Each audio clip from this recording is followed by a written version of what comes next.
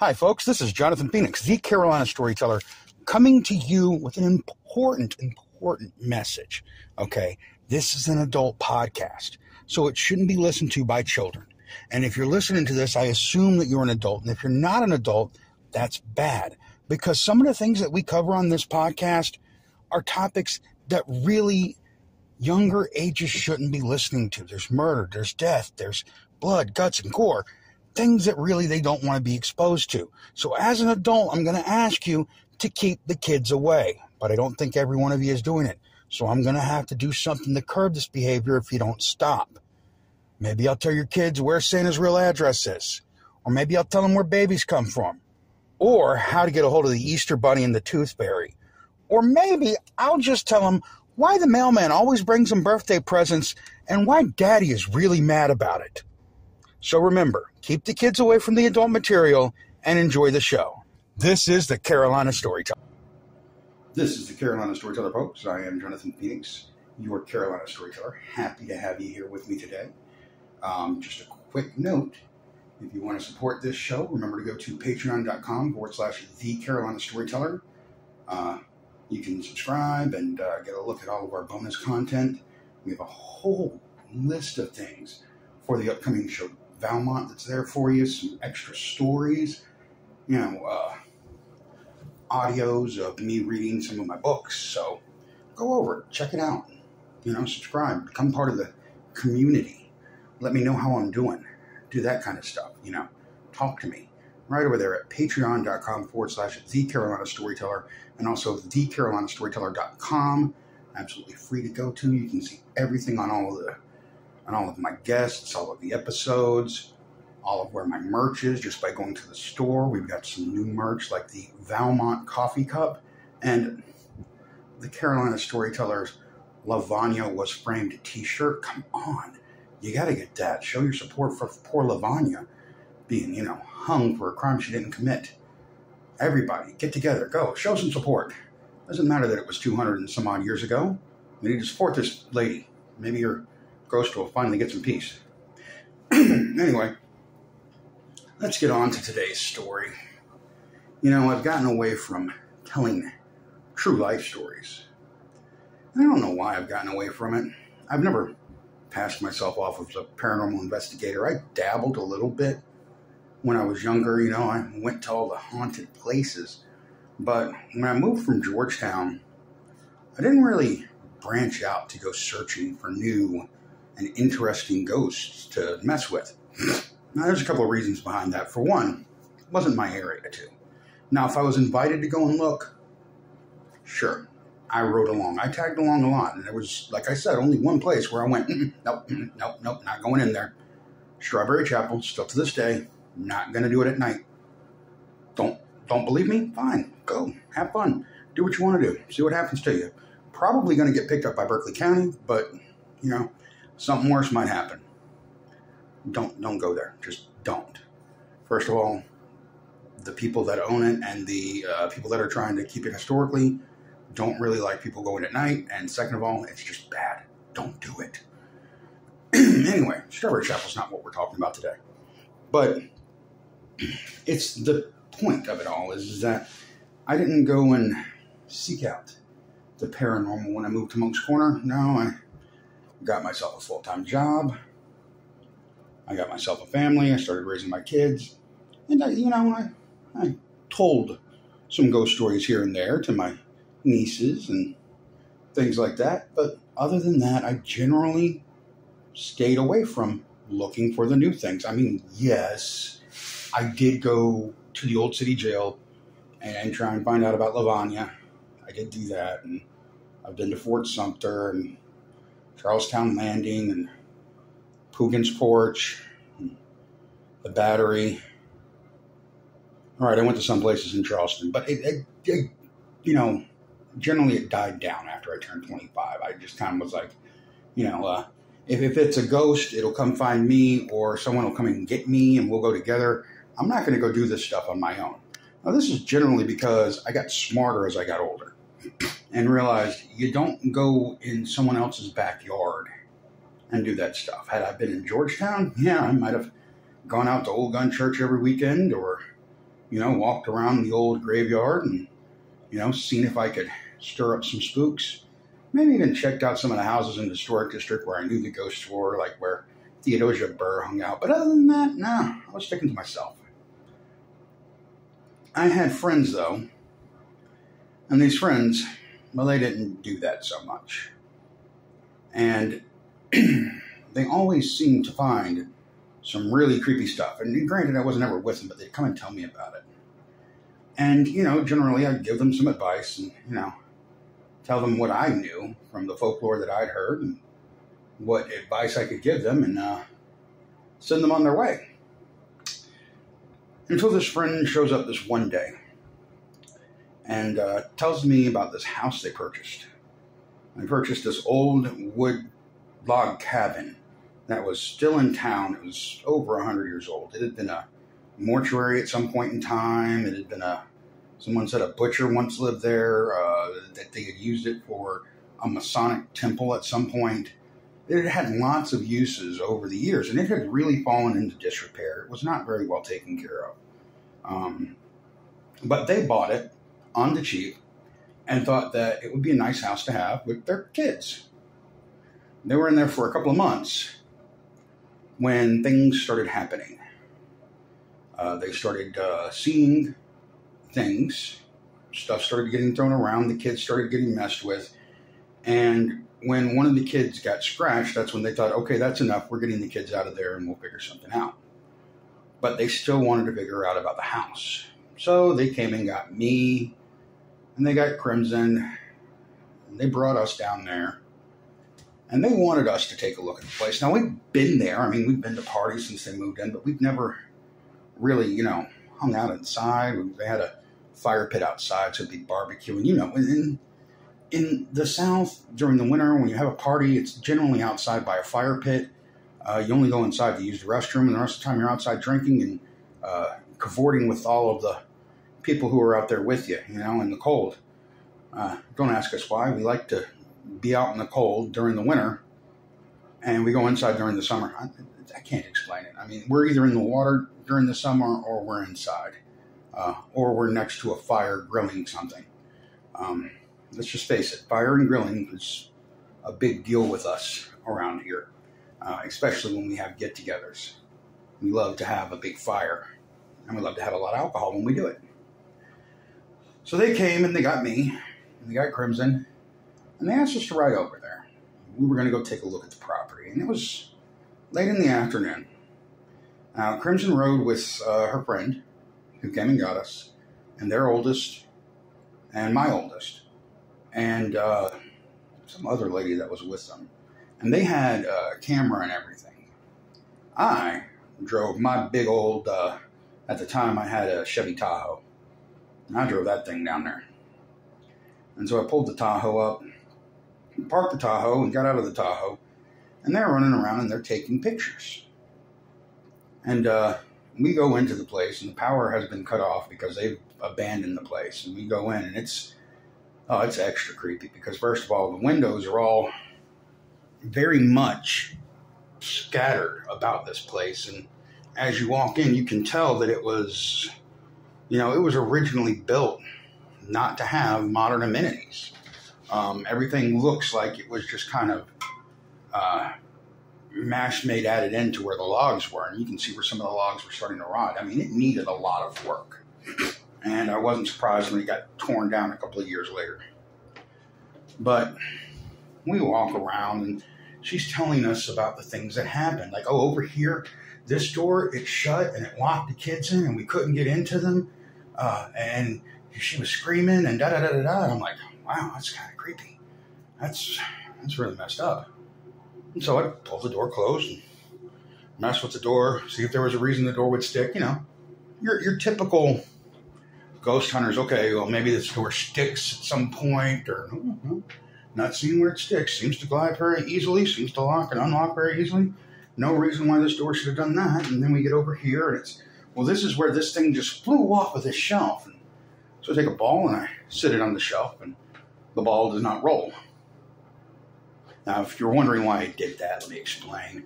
I figured the shelf might be crooked or something. So if I sat a round, spherical object. Gravity would do all the work for me. And I could be like, okay, well, maybe something just fell off, and because of its weight, it looked like it flipped. You know, try and help them out a little bit. They had bought this place. Now they had to sell it or find some way to dump it. There's a lot of money tied up in here. Didn't want to see them go too far out. And besides that, I don't know. I didn't get a vibe from the place that it was haunted. I didn't think I did, at least. Next, they pointed out to a bedroom where they saw standing in the middle of a bed an apparition of a young boy. And they could see the boy's feet, and they could see the boy's torso, but they couldn't see the middle of the boy because it was in the bed. In the bed. Because they could see underneath the bed where the feet were, bare feet, and they could see over the bed where the boy was. And of course, when she went to go get her husband at the time, come back, the boy was gone. And it was her oldest son's room, so that freaked her out because at the time he wasn't that old. He was still, preteen. So I looked down there and, this is where one of the windows is, and there's a little bit of sunlight coming in because the place is surrounded by trees. Because, again, we're in the South. This is how we live. In the middle of the woods. We like living in the middle of the woods. Get over it. And so the place is surrounded by trees. There's not a lot of light coming in through the window. There's no natural light getting into this building, really. It's very dark. And I'm looking around and I don't see anything out of the ordinary. I'm just like, okay. And we go out to the front room, and they said that one time they swear they saw, an old man standing in this corner doing this. And this is the room where one of the kids got grabbed and drug out of the room and ended up matched. So we're looking through the room, and, they're taking pictures and trying to, we're going to catch some orbs or something while we're in here. And I'm like, it's 6 o'clock. It ain't that time yet. I mean, I get it. It's dark. It's creepy. And you want somebody to walk through the building with you just to say that you're not crazy. And I'm glad to do that. But if there is anything spooky, it's not going to happen right now. Maybe after the sun went down. But the sun's still up. This is the summertime. Sun doesn't go down until around 8 o'clock. But whatever. We're walking around. We're checking it out. We check out the front porch. We check out the master bedroom. Check out the master bathroom. It was a whole tour of this log cabin looking for, I don't know what we were looking for. I guess they were just showing us where all these things happened because, they were hoping that maybe someone would tell them they weren't crazy. Which we did tell them they're not crazy. But we got done, we went outside and we're looking around the property, and it had a nice yard on this property. Like the back corner of the house, of course, was shrouded in woods, but on the front and left side of the house was like a half-acre lot that was cleared, and it had a big burn pit, and they had set up a thing with benches around it and things like that, and a grill and everything. It was nice. It was a nice place. They had a shed. It was a very nice place to sit and relax and enjoy yourselves. So it was a real shame to think that they were going to be losing this place over whatever it was that they were experiencing. I'm not saying they didn't experience anything. In fact, I'm obviously telling you the story because something happened. Something weird. But I had not seen anything. I hadn't had any feelings. I hadn't heard anything. There was no history on the house that we knew of. Of course, we'd later find out that there was history on the house, which I've already given you some of it. So it was kind of like what's going on here, Could it be any number of things? Have y'all been smoking the ganja? I mean, is there any other reason that this could be other than supernatural? Or other than the house being haunted? Did you guys summon a demon by accident? Do we need to get you an exorcism? Let me know. Anyway, I go back to my truck. I get in my truck, and I drive back to the house. They're all getting in the car, but before they get in the car, Crimson and her friend decide to go through the pictures. And as they're going through the pictures, they start at the tail end and work their way back. And they're going through the pictures, and they're like, "Oh, that could be something right there." And, "Oh, look at this. What's that? Oh, yeah." And they start getting back to when we got there. And when we got there, I got out of my truck. And, you know, I hadn't had this very long. I'd had this Tahoe maybe 2 weeks. And so, of course, they snapped a picture of me getting out of the Tahoe. This is where the story gets a little weird. Because the picture they had of me getting out of the Tahoe, all of the pictures had a dark, shadowy figure standing right behind me. And there were like 4 pictures with this figure kind of like following me as I moved. Because, of course, there's a picture of me opening the door, and there's a shadow figure by my door. Me stepping out by the door, things right behind me. Me closing the door and walking around the front of the car, things there, and then me leaning against the front of the truck, things right beside me. So this, of course, freaks them out. Immediately I get a call on the phone. Come outside. You've got to see this. We're almost here. You've got to see this. You've got to see this. And they pull up in the yard. And I pull up in the yard and they start going back to the pictures. And all of a sudden, the camera fritzes out on them. And the 42 some odd pictures that they had taken all get deleted. The only people that had seen the pictures were the 3 women in the car. Nobody else. The boys had actually come back with me. I actually took the boys in the truck with me because who doesn't want to ride in the big Tahoe? Big, huge Tahoe. I don't want to ride in it too. It's freaking awesome. So the boys had actually ridden back with me. So they were already outside playing with their siblings and having fun. It was the 3 women in the car that had looked through the pictures as they were coming back, all freaking out because there were these pictures of this thing with me. And of course, they immediately tried to take a picture of me again, and it wasn't there. I didn't go back to the house. Not to say that I was scared of going back to the house, but I just didn't. Didn't see a point. But they did go back themselves and try to get other people in the area, take pictures and do things, and they were never able to recreate the events. It was directly related to me, my truck, and that house. Whatever the combination of those 3 were, created an interesting event where a shadow person appeared on a picture. And what really, really got my goat was that I never got to see the picture. I just had to believe people who told me they saw the picture. And now, the thing is that one of them I didn't really know, so I had no clue if she lied to me or not. The other one I kind of knew and kind of trusted, but Crimson had no reason to lie to me. And for the longest time, she was freaked out by it. She does not know to this day what happened with the camera, what happened with those pictures, or why there was something in the pictures with only me.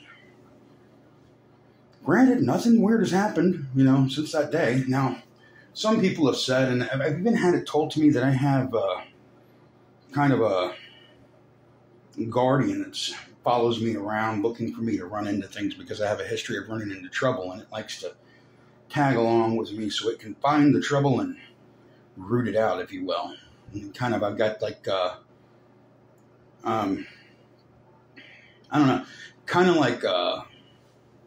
I don't know, some kind of anti-evil cop that's following me around because it knows I'm going to go into the bad neighborhood and start some shit.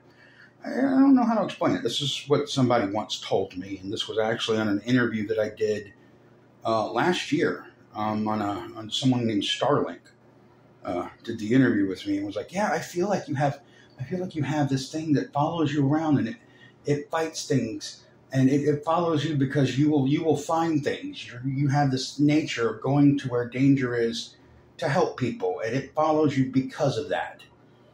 And I'm like, oh, great. So I've just got a tag along. But no one has ever seen the tag along before. No one's ever told me about the tag along. So maybe the tag along's there. Maybe the tag along's not. But whatever it is, it makes for a very interesting story. And that is my story for you folks today. I hope that you enjoyed it. I hope that you don't feel like you need to worry about me when I show up at your place. Don't be taking pictures of me trying to see if the black figure is following behind me. And if you do take a picture of me and there's a black figure following behind me and it's not some guy that I know, let me know. Like, seriously? Like, don't keep that shit from me. Like tell me, okay? Like, if you take my picture and there is something there that's not supposed to be there, please tell me. Don't be like, oh, we can't tell him about this. Yes, you can. You can tell me. You can tell me right now. Like, go in the comments, like, be like, hey, John, we got a picture of you, and there's this creepy white orb over your shoulder. Okay, cool. That's good to know. Where was this picture taken at and when? Like, I'm not going to be mad. I'm not going to be mad at you. You're helping me out. But if I find out you didn't tell me, then I'm going to be mad. Like, I mean, granted, and I doubt you'll ever be able to recreate the picture, but hey, let me know. That's our story for today, folks. I hope that you found it enjoyable. I hope this episode is going to be one that you enjoy going into spooky season. I feel like it's a great start for the season. Goblins and ghouls are going to be coming out. Witches are going to be making their brew. Vampires are going to be looking for necks to bite. Werewolves are going to be howling at the moon. Zombies are going to be crawling out of the graves. Kids are going to be running around dressed as Ghostbusters, Optimus Prime, and He-Man. Well, probably not He-Man. He's not that big anymore. He should be, though. And somebody needs to bring back the Thundercats. Like, I'm not lying. If your kid dresses up as a Thundercat this Halloween, please send me the pictures. I will hype your kid's costume up beyond belief. I am looking for kids as Thundercats this Halloween to hype up. So if you're making your kid a Thundercat this Halloween, awesome. I'm just saying, I think that should be this Halloween's goal. It's for me to get as many people as I can to be Thundercats. I mean, all you got to do is just dye your hair a really awesome color, wear some really tight-fitting thing, a leotard. That's what they're called, leotards. Maybe paint your skin a little bit and run around going, wow, Thundercats, oh. I mean, it'd be awesome. Thundercats, let's go. Well, that's our show for today, folks. Again, I'm going to remind you, go to patreon.com/The Carolina Storyteller so that you can help support the podcast, or you can go to www.thecarolinastoryteller.com. You can look up all the stories. You can check out all of my guests. You can get an idea on where to find my merch. You can buy my merch. You can have some of my merch. Please buy my merch. Remember to like, share, and subscribe. It's the best way that we can get more people to listen to the podcast, so I can get more money, so I can tell you more stories, because doing this is really taxing my bank account. Actually, it's not taxing my bank account that bad, but I want to do this more frequently. So please, just be sure to like and subscribe. That's the story for today. Thanks for listening, and as always, stay spooky, my friends.